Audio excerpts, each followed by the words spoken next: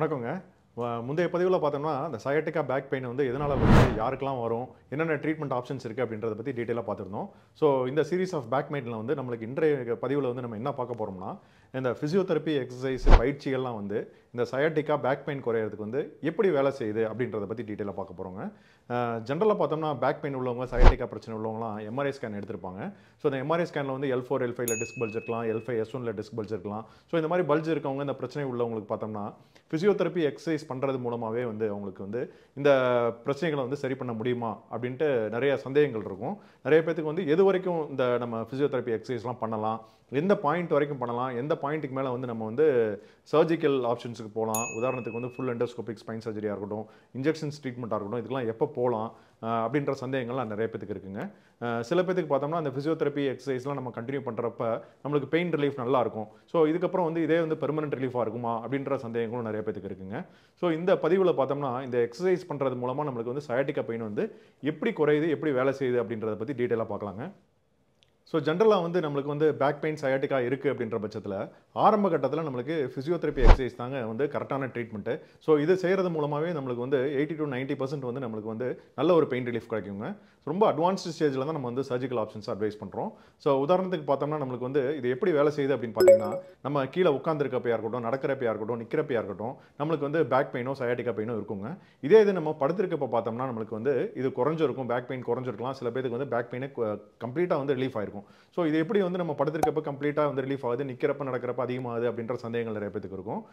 உதாரணத்துக்கு நம்ம நிக்கிறப்ப பார்த்தோம்னா, நிக்கிறப்பயும் நடக்கிறப்பயோ, நம்மளோட அப்பர் பாடியில இருக்க வெயிட் ஃபுல்லாவே வந்து நம்மளுக்கு வந்து அந்த பாதிக்கப்பட்ட ஏரியாவான ஸ்லிப் டிஸ்க் பகுதிக்கு தாங்க போகுது. ஸோ அதனால வந்து லோட் அதிகமாகி அந்த நரம்புகள் அழுத்தம் ஜாஸ்தியாகிறனால நம்மளுக்கு பெயின் வருதுங்க. இதே இது நம்ம ஃப்ளாட்டா படுத்திருக்கப்ப பார்த்தோம்னா, அந்த அப்பர் பாடியில இருக்க லோடு வந்து நம்மளுக்கு அந்த பாதிக்கப்பட்ட பகுதிக்கு வந்து போறதில்ல. ஸோ அதனால வந்து நம்மளுக்கு பெயின் குறையுதுங்க. இதுதான் வந்து மெக்கானிசம். ஆக்சுவலா வந்து நம்ம பார்த்தோம்னா, உதாரணத்துக்கு நம்ம அப்பர் பாடியோட வெயிட் வந்து ஒரு 100% இருக்குன்னு வச்சுக்கங்களேன். அதுல வந்து 80% வந்து பார்த்தோம்னா, நம்ம பேக் போன்ல சுத்தி இருக்கிற கீழ் முதுகுல சுத்தி இருக்கிற மசில்ஸ், அங்க இருக்க போன்ஸ், அங்க இருக்க ஜாயிண்ட்ஸ் எல்லாமே வந்து எடுத்துக்குதுங்க. மீதி இருக்க 20%க்கு குறைவான வெயிட் தான் வந்து நம்ம பாதிக்கப்பட்ட பகுதிக்கு வந்து போகுதுங்க. ஸோ அதனால தான் நம்மளுக்கு வலி ஏற்படுது.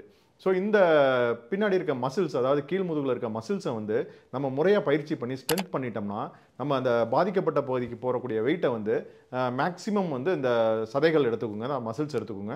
ஸோ அதனால வந்து நம்மளுக்கு பெயின் குறையுது. சில பேர் கேட்டிருப்பாங்க, நான் வந்து நல்லா எக்ஸர்சைஸ் பண்ணிட்டேன் டாக்டர். 3, 4 வீக்ஸா நல்லா பண்ணிட்டேன். எனக்கு வந்து நல்ல ஒரு பெயின் ரிலீஃப் இருக்கு. எனக்கு எவ்வளோ தூரம் இம்ப்ரூவ் ஆயிருக்குன்னு பார்க்கறதுக்கு நம்ம எம்ஆர்ஐ ஸ்கேன் எடுத்து பார்த்தா வந்து அந்த டிஸ்க் பல்ஜ் வந்து திருப்பி வந்து பழைய இடத்துக்கு போயிருக்குமா? அப்படின்ற சந்தேகங்கள் கேட்டிருக்காங்க. ஸோ நீங்க எக்ஸர்சைஸ் பண்றது மூலமா வந்து உங்களுக்கு கண்டிப்பா வந்து பெயின் நல்லாவே குறைஞ்சிருக்குங்க. இன்டைரக்ட்டா வந்து உங்களுக்கு நல்ல ரிலீஃப் கிடைக்கும். பட் ஆனா நீங்க எம்ஆர்ஐ ஸ்கேன் எடுத்து பார்த்தீங்கன்னா, அந்த டிஸ்க் பல்ஜ் அப்படியே தான் இருக்கும். ஸோ அந்த எக்ஸர்சைஸ் பண்றது மூலமா நம்மளுக்கு மசில் பவர் இன்கிரீஸ் ஆகுது. நம்மளுக்கு வந்து அந்த பாதிக்கப்பட்ட பகுதிக்கு வந்து போகக்கூடிய லோடுக்கு தான் கம்மியாகுதே ஒழிய, அந்த மூல பிரச்சனைகள், அதாவது ஜவ்வுகள் விலகுனதோ, ஜவ்வுகள் ஏற்பட்ட வீக்கமோ வந்து நம்மளுக்கு இது குறையாதுங்க. ஸோ இதுதான் வந்து இன்டைரக்ட் டீகம்ப்ரஷன் அப்படின்னு சொல்றோம். இந்த பிசியோதெரபி எக்ஸர்சைஸ்லாம் பண்றது மூலமா நம்மளுக்கு இன்டைரக்ட் டீகம்ப்ரஷன் ஆகுறதுனால நம்மளுக்கு பேக் பெயின் நல்லா ரிலீவ் ஆகி சயாட்டிகா பெயினும் குறையுதுங்க. இது உதாரணத்துக்கு பார்த்தோம்னா, நம்ம வந்து ஒரு 4 பேர் செய்யற வேலைய வந்து 3 பேர் செஞ்சாங்கன்னா, ஒருத்தர் வந்து கம்ப்ளீட்டா ஃப்ரீ ஆயிடுறாரு. ஸோ அதே கான்செப்ட் தான் இங்க. நம்மளுக்கு பாதிக்கப்பட்ட பகுதிக்கு போகக்கூடிய லோட வந்து நம்ம நல்ல முறையா பயிற்சி பண்ணி அந்த பேக் மசில்ஸ் ஸ்ட்ரென்தன் பண்றதுனால அந்த வெயிட் ஃபுல்லாவே வந்து இதை ஷேர் பண்ணிக்குதுங்க. ஸோ சில பேர் கேட்பாங்க, நம்ம வந்து வெயிட் குறைச்சா வந்து நம்மளுக்கு வந்து இந்த சயாட்டிகா பெயின் குறையுமா டாக்டர் அப்படின்னு கேட்பாங்க. கண்டிப்பா வந்து நம்மளுக்கு குறையுங்க. என்ன காரணம்னு கேட்டா, நம்ம அப்பர் பாடியில இருக்க ட்ரங்கோட வெயிட்டும் கிராஜுவலா குறைய ஆரம்பிச்சிரும். ஸோ அதனால வந்து நம்ம பாதிக்கப்பட்ட ஸ்லிப் டிஸ்க் பகுதிக்கு போகக்கூடிய வெயிட்டா இருக்கட்டும், நம்ம தசைகளுக்கு போகக்கூடிய பேக் மசில்ஸ் போகக்கூடிய வெயிட்டா இருக்கட்டும், ரெண்டுமே வந்து கம்மியாகுங்க. அதனால வந்து டெஃபினட்டா நம்மளுக்கு பெயின் குறையும். ஸோ இதை எப்படி பார்க்கலாம்னா வந்து, நம்ம ஒரு பிரிட்ஜ்ல வந்து ஒரு விரிசல் ஏற்பட்டுச்சுன்னா, அதுல வந்து ஹெவி வெஹிக்கிள்ஸ் போகக்கூடாது அப்படின்னு நம்ம சொல்றத பார்த்திருப்போம். என்னன்னு காரணம்னா, அதுல வந்து லோட் அதிகமானது வந்து நம்ம கொடுக்கக்கூடாதுங்கிற எண்ணத்துல நம்ம சொல்லுவோம். இல்லைன்னா வந்து நம்ம வந்து எக்ஸ்ட்ரா பில்லர்ஸ் சப்போர்ட் கொடுத்து வந்து அந்த பிரிட்ஜ்ல வந்து நம்ம வந்து ஒரு ஸ்ட்ரென்த் நம்ம கொடுப்போம். ஸோ அதே மாதிரி தாங்க இந்த நம்ம பேக் மசில்ஸ் பார்த்தீங்கன்னா ஒரு பில்லர் மாதிரி தான். நம்ம ப்ராப்பரா வந்து முறையா எக்ஸர்சைஸ் பண்றது மூலமா நம்ம பேக் போன்ஸ்க்கு வந்து ஒரு நல்ல சப்போர்ட் கிடைக்குது. பிளஸ் வந்து நம்மளுக்கு லோட வந்து நல்லா நிறைய அப்சர்வ் பண்ணி நம்மளுக்கு பாதிக்கப்பட்ட பகுதிக்கு போகக்கூடிய லோட வந்து ஷேர் பண்ணிக்குதுங்க. So coming to the point வந்து, நம்மளுக்கு இந்த டிஸ்க் ப்ராப்ளம் உள்ளவங்க, சயாட்டிகா ப்ராப்ளம் உள்ளவங்கலாம் வந்து எவ்வளோ நாள் வந்து நம்ம வந்து இந்த எக்ஸர்சைஸ் பிசியோதெரபி பண்ணலாம் அப்படின்ற கேள்விகளும் இருக்குங்க.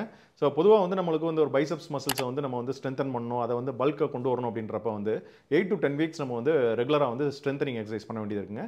ஸோ அதே மாதிரி வந்து நம்ம பேக் மசில்ஸ் ஸ்ட்ரென்தனிங் பண்ணுறதுக்கு வந்து இந்த ஃபிசியோதெரப்பி எக்ஸசைஸ்லாம் வந்து பார்த்தீங்கன்னா 8 to 10 வீக்ஸ் பண்ணிங்கனாலே போதுங்க.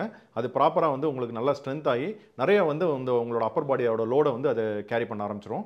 ஸோ ஆட்டோமேட்டிக்காக வந்து உங்களுக்கு பேக் பெயின் குறைய ஆரம்பிச்சிடும், சயாட்டிகா ப்ராப்ளமும் ரிலீவ் ஆக ஆரம்பிச்சிடும். சில பேருக்கு பார்த்தோம்னா 3-4 மந்த்ஸாக கண்டினியூஸாக வந்து ஃபிசியோதெரப்பி பண்ணியிருப்பாங்க, நல்ல ஒரு பேக் மசில்ஸ்லாம் நல்லா ஸ்ட்ரென்தன் பண்ணியிருப்பாங்க, இருந்தாலும் அவங்களுக்கு பெயின் குறையல அப்படின்ட்டு சொல்கிறத நம்ம பார்த்துருப்போம். ஸோ இது என்ன காரணம்னு பார்த்தோம்னா என்னதான் வந்து நம்ம பேக் மசில்ஸ் ஸ்ட்ரென்த் பண்ணியிருந்தாலும் ஒரு குறைவான வெயிட் வந்து நம்மளுக்கு அந்த பாதிக்கப்பட்ட பகுதிக்கு போகத்தாங்க செய்யுது. ஸோ அதிகமான டிஸ்க் ப்ராப்ளம் உள்ளவங்க, அதிகமான வந்து முதுகெலும்பு தேய்மானம் உள்ளவங்களுக்கு அந்த குறைவாக போகக்கூடிய அந்த லோடே வந்து உங்களுக்கு அதிகமான அழுத்தத்தை உண்டாக்கி இந்த நரம்புகள் அழுத்தம் ஏற்படுதுங்க. ஸோ இந்த மாதிரி ப்ராப்ளம் உள்ளவங்களுக்கு வந்து நம்மளுக்கு இந்த இன்டைரக்ட் டீகம்ப்ரெஷன்ங்கிற மெத்தட் வந்து ஒர்க் அவுட் ஆகாதுங்க. அதாவது ஃபிசியோதெரப்பி எக்ஸசைஸ் மட்டும் பத்தாதுங்க, அவங்களுக்கு வந்து டைரக்ட் டீகம்ப்ரெஷன், அதாவது அந்த ஜவ்வு பகுதியிலேருந்து ஏற்பட்ட அழுத்தத்தை வந்து நம்ம கண்டிப்பாக கம்மி பண்ணி ஆகணுங்க. அதுக்கு தான் வந்து நம்மளுக்கு உதாரணத்துக்கு அந்த வீக்கம் இருந்தால் வந்து நம்ம இன்ஜெக்ஷன் போட்டோம்னா நம்மளுக்கு அந்த வீக்கம் குறைஞ்சு நம்மளுக்கு வந்து வலி குறையிறதுக்கு வாய்ப்பு இருக்குது. அழுத்தம் ஜாஸ்தியாக இருந்துச்சுன்னா நம்மளுக்கு வந்து இந்த எண்டோஸ்கோபிக் ஸ்பைன் சர்ஜரி மூலமாக அந்த அழுத்தத்தை ரிலீஸ் பண்ணுறது மூலமாக அந்த நரம்புகள் ஃப்ரீ ஆகி நம்மளுக்கு நல்ல ஒரு பெயின் ரிலீஃப் கிடைக்குங்க. ஸோ இந்த பதிவில் பார்த்தோம்னா நம்ம முக்கியமாக வந்து ஆரம்ப நிலையில் இருக்க அந்த பேக் பெயினுக்கு, அதாவது சயாட்டிகா ப்ராப்ளம் எல்லாத்துக்குமே வந்து நம்மளுக்கு ஃபிசியோதெரப்பி எக்ஸசைஸ் மூலமாகவே வந்து இன்டைரக்ட் டீகம்ப்ரெஷன் மூலமாக வந்து நம்மளுக்கு வந்து ரிலீஃப் கொடுக்க முடியும், பெயின் ரிலீஃப் கொடுக்க முடியுங்க. அட்வான்ஸ் ஸ்டேஜ் ஆயிடுச்சு அப்படின்ற பட்சத்தில் வந்து நம்மளுக்கு டைரக்ட் டீகம்ப்ரெஷன் பண்ணால் மட்டும்தான் நம்மளுக்கு கம்ப்ளீட் ரிலீஃப் கிடைக்கும் அப்படின்றத வந்து நம்ம புரிஞ்சுக்கணுங்க. ஸோ இதை பற்றி உங்களுக்கு ஏதாவது சந்தேகங்களோ மேற்கொண்டு கேள்விகளோ இருந்தால் கண்டிப்பாக வந்து எங்களுக்கு வாட்ஸ்அப் மூலமாக தொடர்பு கொள்ளுங்கள். நாங்கள் உங்களுக்கு திருப்பி ரிப்ளை பண்ணுறோம். நன்றி, வணக்கம்.